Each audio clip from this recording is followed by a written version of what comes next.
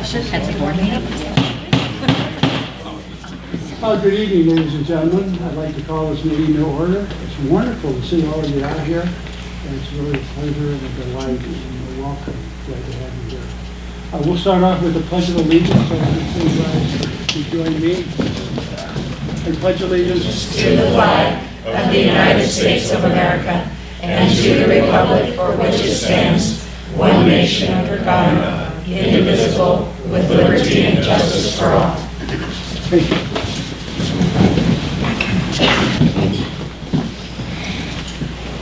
First thing, I'll entertain a motion to approve the agenda as it was published. I make a motion that we approve the agenda as published. Second that. It's been moved and seconded. We approve the agenda as published.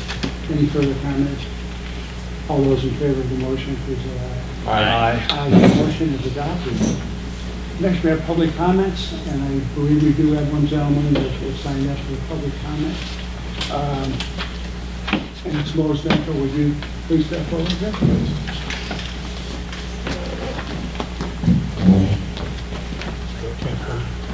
Yes. I'll try not to mess up the numbers too much. Good. Hi, I'm Mose Dunkel.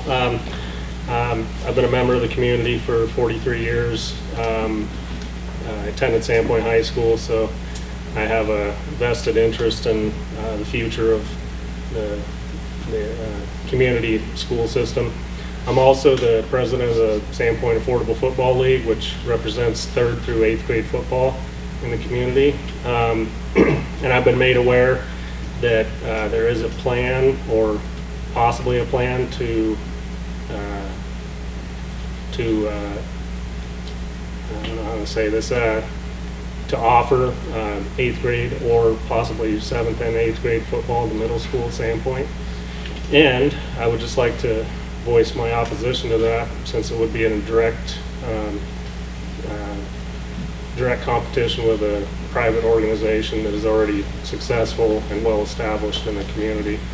I do have some, right on time, I have some information, just our statement on the project and our stance on it, and also our offer to meet and discuss in further detail any plan or ideas that may come up regarding this.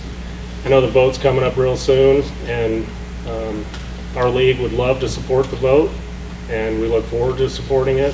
We would just like to be sure that we're not buying the rope that would hang us, so to speak. So can I enter this into the If you record? could just please leave those with us, we'll make sure Yeah. it's passed out to Okay. the board. And I can leave my contact information. I've already spoke with most of you in detail about this this spring, so I'd offer that again to meet and discuss it in further details, just so that we can be on the same page and make sure that we're not creating a conflict that we can avoid. So that's all I have to say. Thank you. Thank you very much. Are there any other members of the public that would like to make public comment at this time? Thank you. Okay, well then we will move on. Next we have information items and reports, and the first thing we have here under administration, of course, is the Clark Senior Junior High School. And I'll turn it over to Phil Tenney. All right, thank you.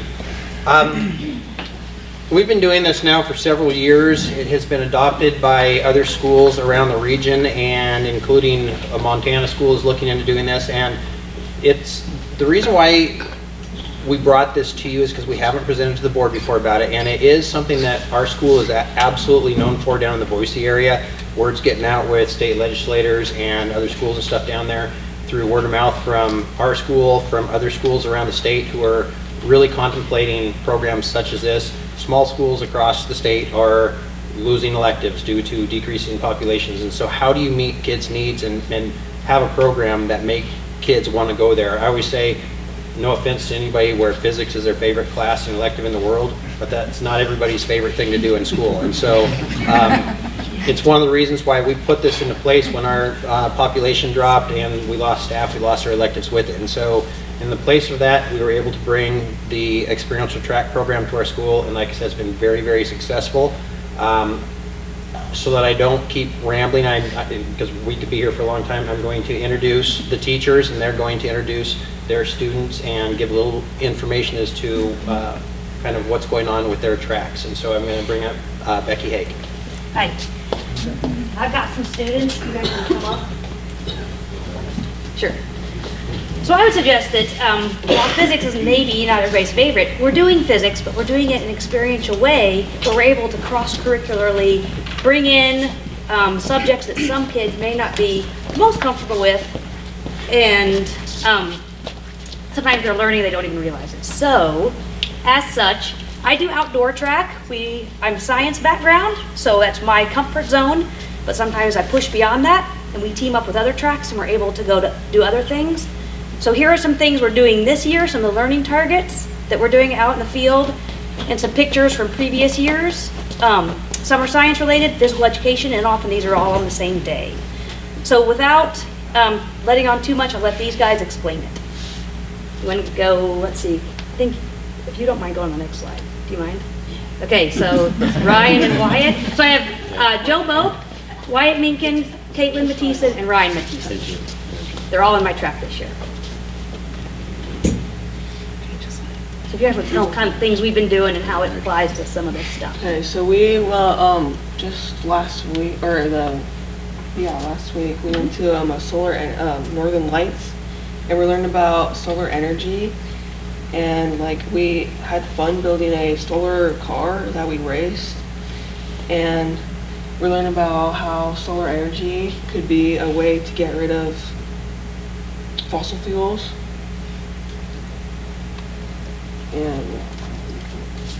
And then we're also learning about water quality and wetland ecology. So on this Friday, we're going to be teaching Northside Elementary about how water quality affects animals living near it and in it, and how it helps them survive.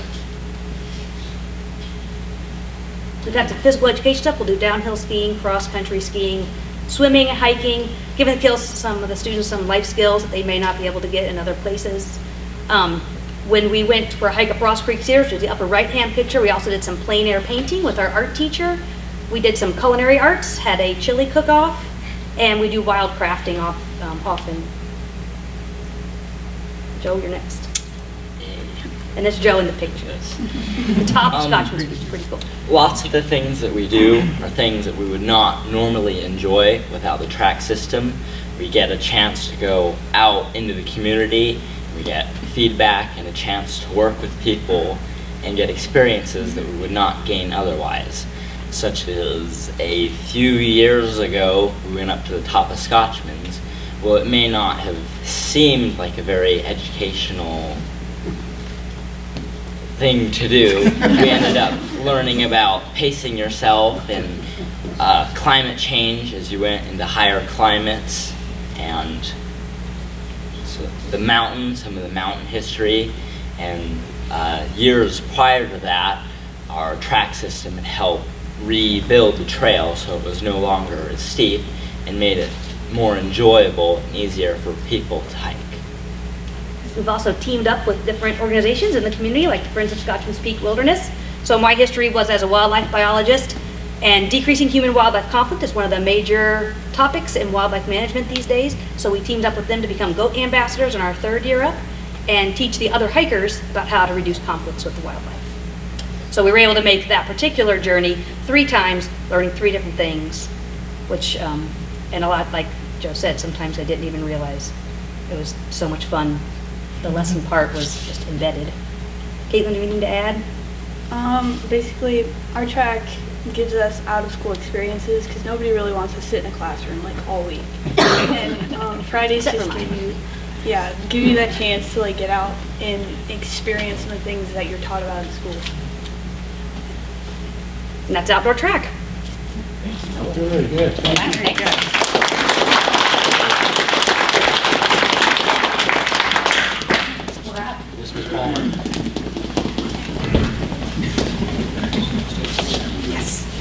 I'm Rebecca Palmer, and I lead the independent track, so I get the privilege of working with kids in the upperclassmen. This is kind of where all of our tracks lead. And the idea is to get them all these experiences, kind of figure out what they're interested in, to ultimately allow them to have some career exploration in the community and do some job shadowing.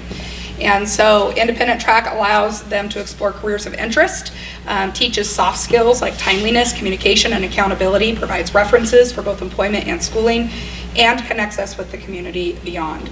So I have with me Elena Caber, Becca Nielsen, and Aaliyah Valier, and they're going to tell you a little bit about their experiences. Okay, so I've been in the independent track since I was a freshman, and I'm a senior now, and I've shadowed at 2 places. I was at the same place for 3 years, and then I'm doing something different, and I was actually able to learn, like, I really liked the first thing I did, and I'm kind of not so much liking the second thing I did, so like, now that I'm a senior, it's kind of like helping guide me where I want to go, what I want to do next year in college, so that's been cool, and I get to learn, like, everything within the business, and then not only that, but, like, I'm making connections with people in the business, so when I go into it, I have people to help me and set me up for success. Becca? So I, like Aaliyah, have been in the independent track since I was a freshman, and I've actually been under the same mentor for the past 3 years. This year I actually decided to go for more of a wildlife biology route instead of an equestrian natural horsemanship type of career. And it's been quite interesting because we've actually met various people all over. I even went to Southern Washington and kind of met people down there. And well, it's not only about the experiences you learn and the skills you learn through this program, it's also about growing as a person, as who you are. As a freshman, I did not talk a lot. You can even ask these two. I was practically mute. And now I'm doing speeches like this for you guys. And it's really, I would not be the person I am today without the experiential track. And I've decided that I actually want to do something different than something with horses because I've realized through talking to people that I've met that this is not something you can really do successfully on your own. And so I decided to instead go toward biology, which is what I hope to major in college. I've been in the independent track since I was a sophomore, and I've done things from elementary school teaching all the way to journalism, and I think it's just a really cool thing for us to get out into the workplace before we have to really have a job, because it opens your eyes to what you actually are interested in.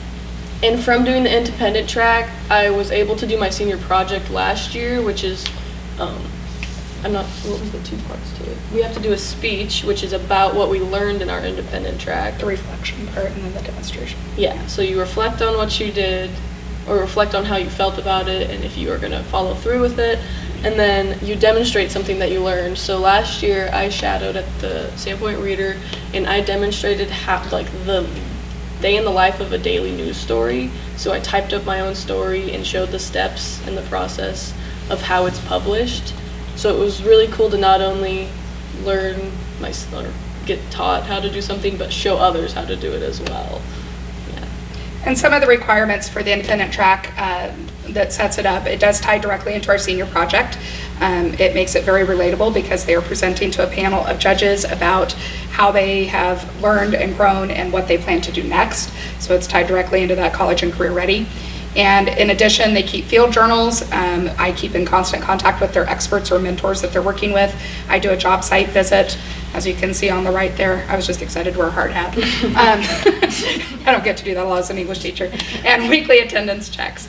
So it's a pretty fantastic day. I got to spend a day with Becca and her percherons. You can see how short she is compared to that horse there. And then, of course, we have Mary over there with Ellie, with the daily beat. So that is the independent track. And next up, we have the Healthy Living track with Jill Engel.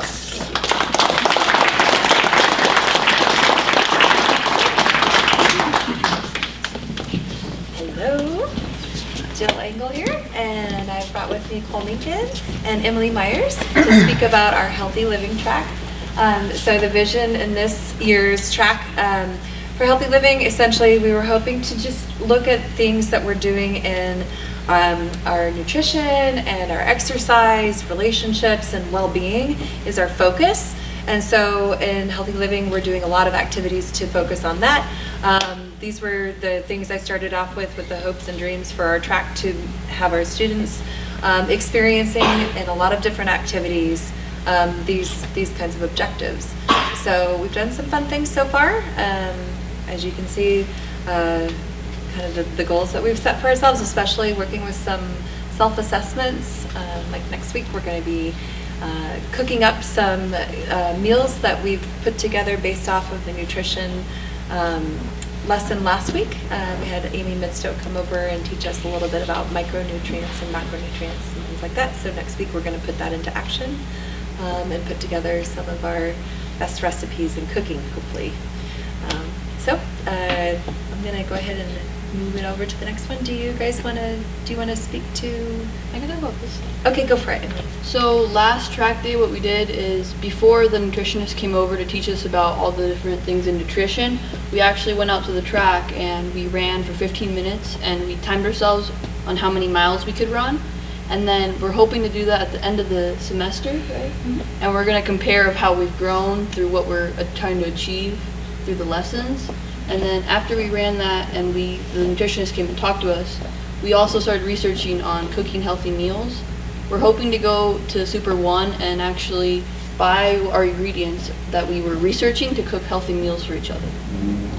One more point, and it was Emily's idea that we come up with a budget for how much we should be spending in groups, so I'm very proud of you for thinking of that. Okay, and then this next slide was one of Cole's productions. There you go, kiddo. Monsters. When the nutritionist came over, she told us about blood sugar and how it spikes when you drink a Monster. And thing is, what goes up must come down. So it went. One sec. So you get really hyped up and start bouncing off the walls and stuff. So good to drink before you work out or something. But if you're not doing that, you're gonna, like before a class, you're gonna get real hyped up and then you're gonna almost fall asleep. So this is how Cole feels about Monsters. I'm really glad. So anyway, that's us in Healthy Living.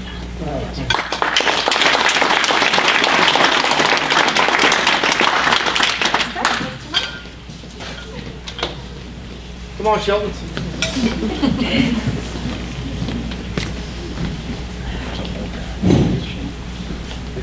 Where was this when I was in high school? We've heard that a few times before. I was second. Yes. So my name's Casey McDonald. I'm the leader of the fishing track, and we decided to quit lying about it because we were outdoor before, and we like to fish a lot in the outdoor. So we just did it. So you see the title.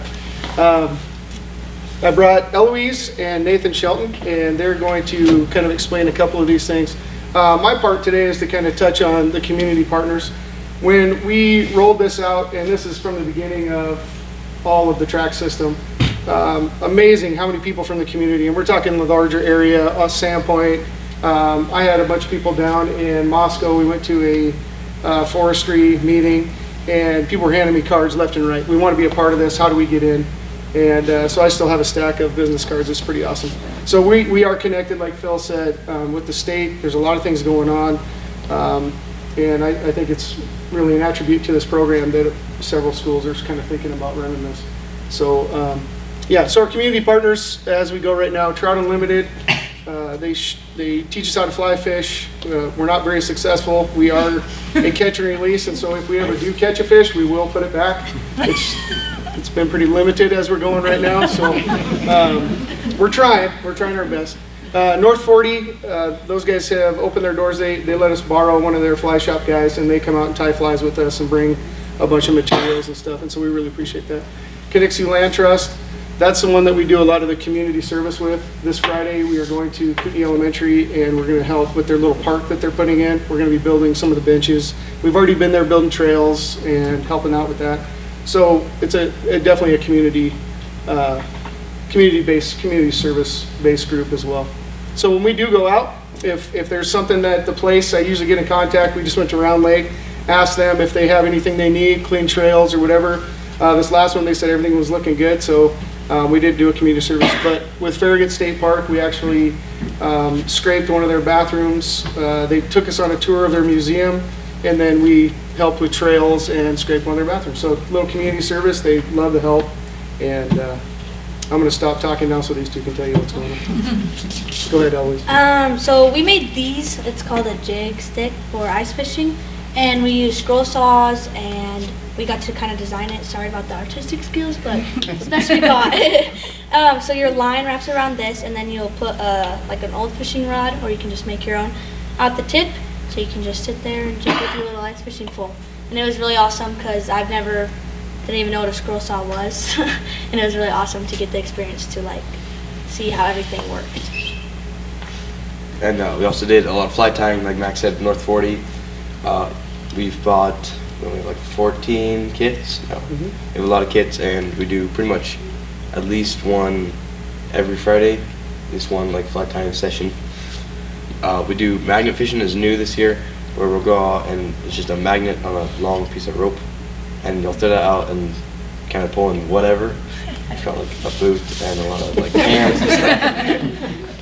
Cleaning up like the rivers and lakes in our area. We've done it at Antelope Lake, and Round Lake, and then community service, like Matt said, we do a lot of stuff just kind of cleaning up around the area. Like if we go to Antelope, make sure it was like cleaner than when we got there. So that's the fishing track. Thank you, guys.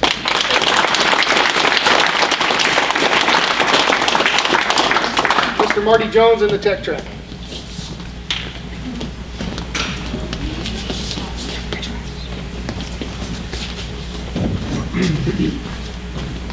Good evening. It sounds a bit redundant. My name is Marty Jones. I teach the tech track. I have Colton Walker and Trace shown with me. When we started this 7 years ago, we didn't have a shop teacher. We had a shop and no teacher out there. CT was handled kind of in-house doing business tech and things like that. And the question was, what kind of a class would you like to teach if you could teach anything you wanted?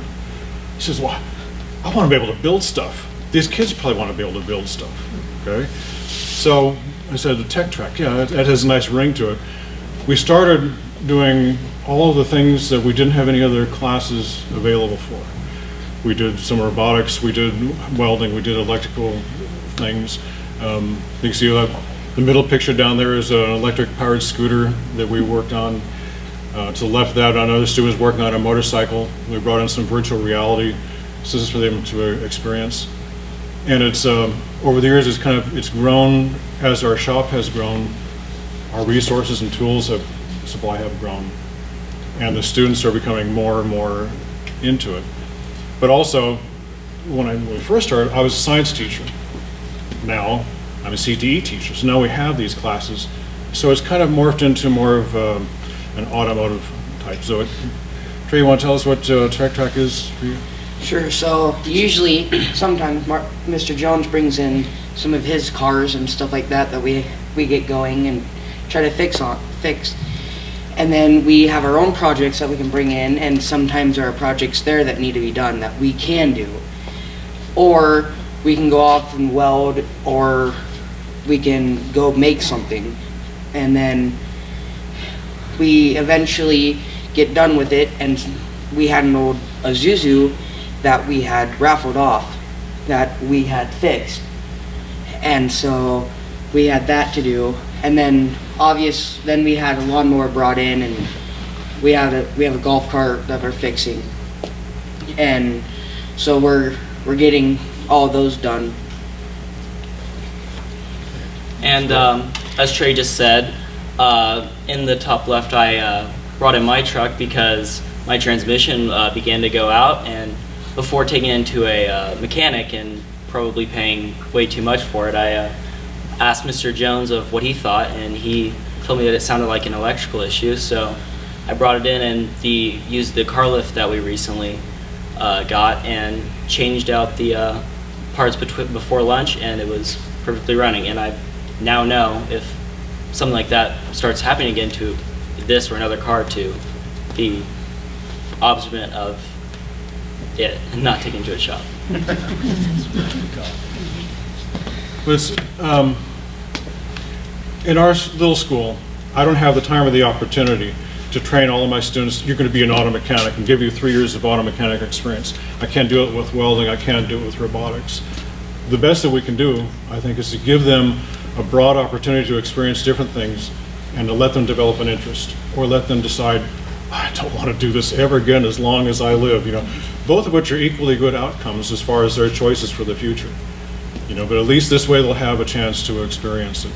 And they build stuff, they break stuff, they fix stuff, you know, and it's been good. Thank you.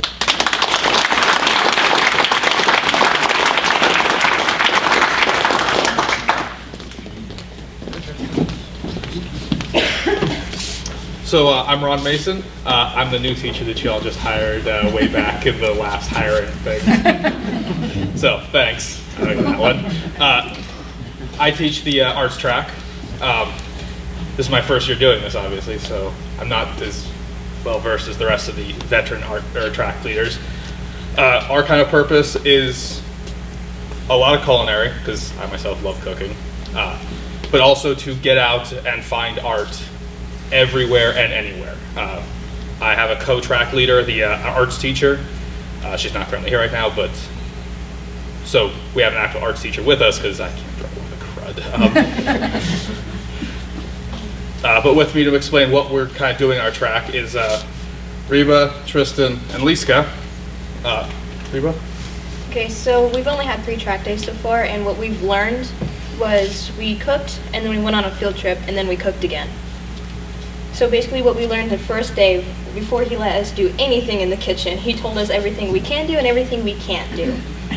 So one of the main things he said repeatedly, multiple times, was cross-contamination. So don't use the same spatula for raw meat and for cooked meat. You're going to think 5 years from now, don't use that for this. Just because of that. We also learn nutrients and good ways to when we should eat it, when things we should not eat, and a good time to eat things that honestly are not that good. The best time is when you're working out or after you work out to eat things that are sweet and good. But the best time is, to eat anything really is healthy foods during your breakfast, lunch, and dinner. They're very... A lot of people think that you can just blow those things off sometimes, but you really can't. They're one of the most important things that you can get because it's when you get your proteins and yeah. Liska? And not only did we do cooking, we also did some visual arts when we went to Ross Creek Cedars with the outdoor track. We did some plein air painting, and it's basically where you go outside and paint a scenery. And not only did this teach us how to use paints in like a pleasant way, like knowing what colors to use for lights and shadows, what goes well together in a nice color scheme. We also learned how to improvise, which is very important to know because like if you're in a situation like if you're under a time limit for painting or if you make a mistake in it, well, you can't erase paint, so you got to figure out what to do after that, what to do to fix up the mistake or just like somehow make a new idea from the original idea.